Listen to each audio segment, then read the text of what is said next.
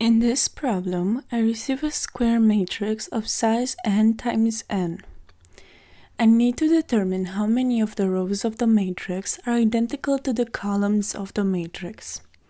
Specifically, I need to check that the elements on a row are equal and in the same order as the elements on a column. To better understand this problem, let's take a look at an example. Let's say I have a matrix with 9 elements. First, the 3 rows are row 0, L1 equals 1, 2, 3. Row 1, L2 equals 4, 5, 6. And row 2, L3 equals 1, 2, 3.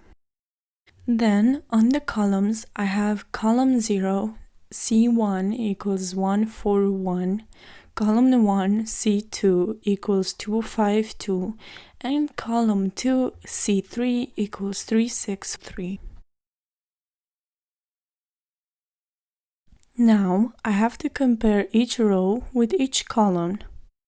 First, I compare row 0 with each column. So I have to compare row 0 with column 0, which isn't equal, then row 0 with column 1, which again isn't equal, and then row 0 with column 2, which isn't equal as well. This means that row 0 isn't equal to any column. Next, I compare row 1.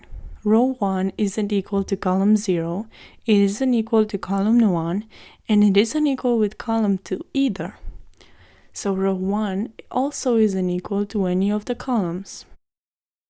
Finally, I compare row 2 with each column. Row 2 isn't equal to column 0, it isn't equal to column 1 either, and it isn't equal to column 2.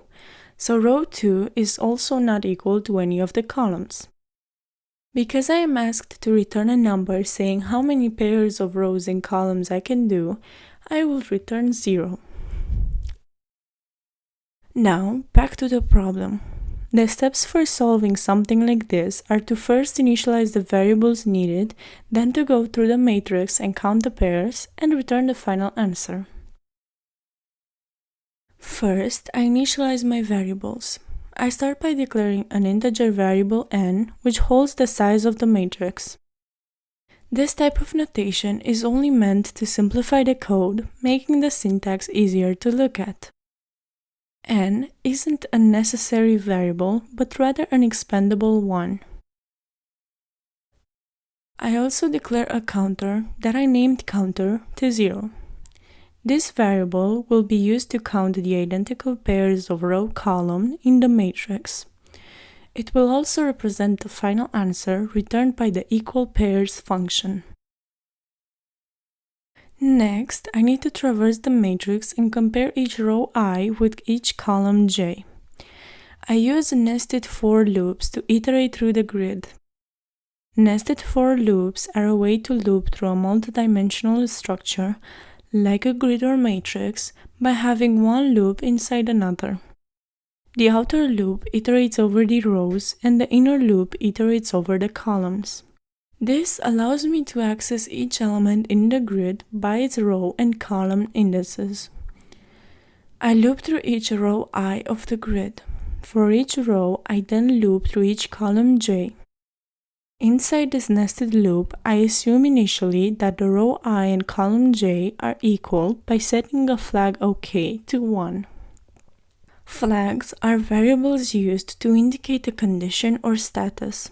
In this case, the flag OK is used to keep track of whether the current row and column being compared are equal. By using a flag, I can easily break out of the loop early if a mismatch is found, which can improve efficiency. I compare each element in the row I with a corresponding element in column j.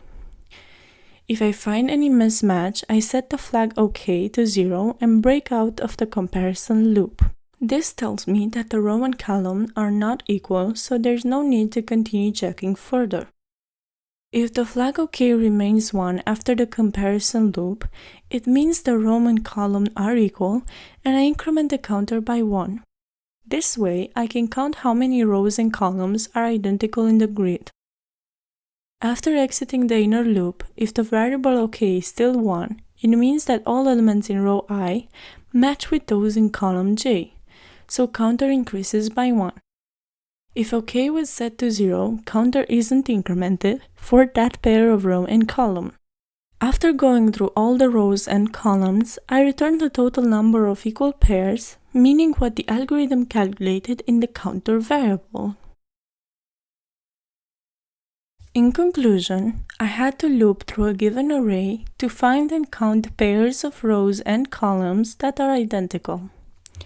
Using 3 for loops, the code compares the elements of row I with the elements of column J.